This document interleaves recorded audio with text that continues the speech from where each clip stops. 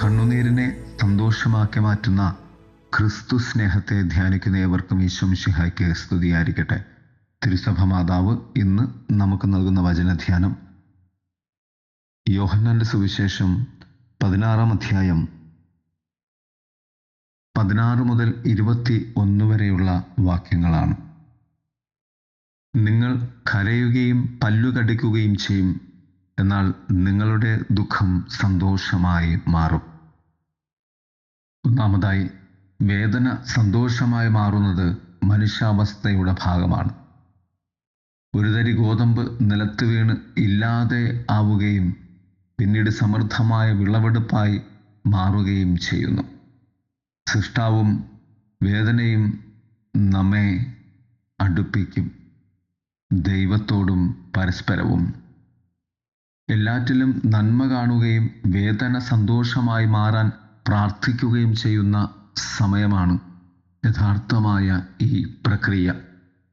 യേശുവിൻ്റെ അന്തിമ വേർപാടും പരിശുദ്ധാത്മാവിൻ്റെ ആഗമനവും ശിഷ്യഗണത്തിന് പുതിയ ശക്തിയും ഊർജവും നൽകി.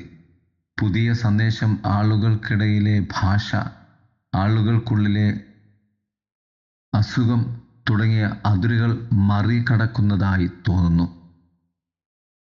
തിന്മ ജയിക്കില്ല, നന്മ പരാജയപ്പെട്ടു എന്ന് തോന്നുന്നിടത്തുനിന്ന് സ്വർഗത്തിൽ നിന്നും ഇറങ്ങിയ പാറിപ്പറക്കുന്ന വിജയത്തിൻ്റെ പൊൻപതാകയായി ക്രിസ്തു. സ്വർഗത്തിൽ നിന്ന് കർത്താവ് തൻ്റെ ശിഷ്യന്മാരിലൂടെ ഭൂമിയിൽ തൻ്റെ വിജയക്കൊടി പാറിച്ചു.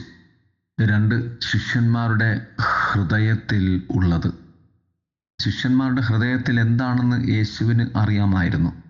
അവർ തന്നോട് എന്താണ് ചോദിക്കാൻ ആഗ്രഹിക്കുന്നതെന്ന് അവൻ മനസ്സിലാക്കി.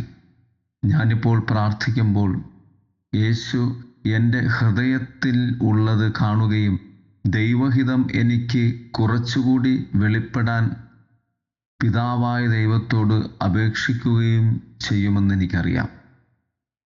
എൻ്റെ ജീവിതത്തെ പ്രതിഫലിപ്പിക്കുമ്പോൾ വെളിച്ചത്തിൻ്റെയും തണലിൻ്റെയും കാലങ്ങൾ ഉണ്ടായിരുന്നുവെന്ന് ഞാൻ മനസ്സിലാക്കുന്നു.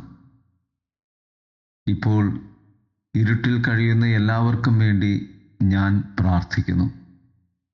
അവർ യേശുവിൽ നിന്ന് പ്രത്യാശ നേടുന്നതിന് വേണ്ടി വാഗ്ദത്തം ആകുന്ന സ്വർഗീയ സന്തോഷം, ദൈവിക സമ്മാനം സ്വന്തമാക്കുവാൻ വേണ്ടി നമ്മുടെ എളിയ പ്രവർത്തനത്തെയും ക്രിസ്തുവിനോട് ചേർത്ത് നാം ജീവിക്കേണ്ടതുണ്ട്.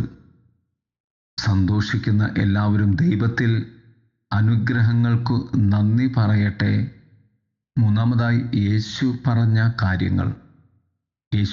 കാര്യങ്ങൾ ശിഷ്യന്മാർക്ക് എല്ലായ്പ്പോഴും മനസ്സിലായില്ല. ചിലപ്പോൾ അവർ പരസ്പരം സംസാരിക്കുന്നത് കൂടുതൽ ചോദ്യങ്ങൾക്ക് കാരണമാകുന്നു എന്ന് മാത്രം. ചർച്ചകളിലോ പ്രചോദന ചിന്തകളിലോ ഉത്തരം തേടുന്നതിന് പകരം യേശുവിൻ്റെ വാക്കുകൾ എൻ്റെ ഹൃദയത്തിൽ എനിക്ക് വേണ്ടി ആയിത്തീരേണ്ട സമയങ്ങളുണ്ട്. ചിലപ്പോൾ യേശു എവിടെയാണ് എന്നിൽ നിന്നും മറഞ്ഞിരിക്കുന്നതെന്നും മറ്റു ചിലപ്പോൾ വെളിപ്പെടുത്തിയതും എനിക്ക് തിരിച്ചറിയുവാൻ കഴിഞ്ഞേക്കും.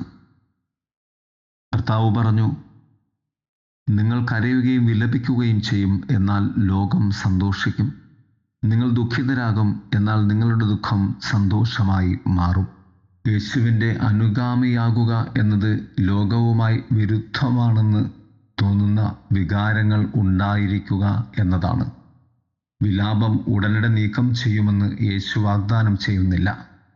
എനിക്ക് ആവശ്യമായേക്കാവുന്ന ക്ഷമയും ജ്ഞാനത്തിനും വേണ്ടി നാം പ്രാർത്ഥിക്കേണ്ടതുണ്ട്. വലിയ ക്രിസ്താനുഭവം നമ്മുടെ ജീവിതത്തിൽ നാം ജീവിക്കുവാൻ വേണ്ടി.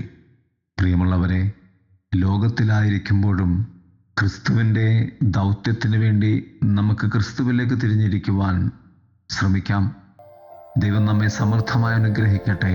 ആമേൻ.